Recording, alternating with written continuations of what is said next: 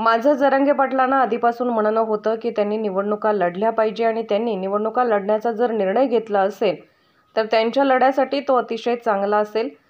नाही नाव कशाला ठेवलं कोणी, त्यांची चळवळ आहे, मागणी आहे। काही जण डिफर्ड होतील, काही जण सपोर्ट करतील।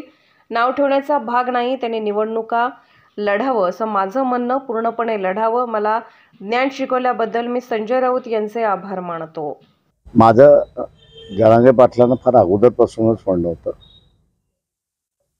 की त्यांनी निवडणुका लढल्या पाहिजेत आणि त्यांनी जर निवडणूक लढण्याचा निर्णय घेतला असेल तर त्यांच्या लढ्यासाठी तो फार चांगला आहे असं मी त्या ठिकाणी मानतो।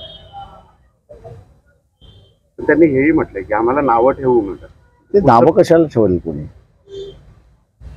त्यांची चळवळ आहे, मागणीच आहे।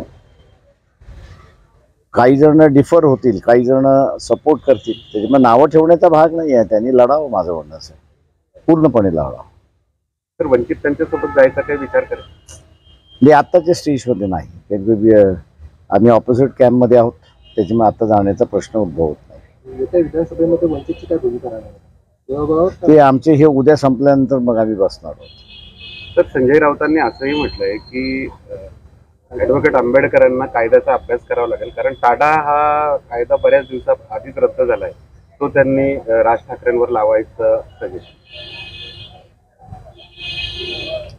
मला ज्ञान शिकवल्याबद्दल मी संजय राऊत यांचे आभार मानतो।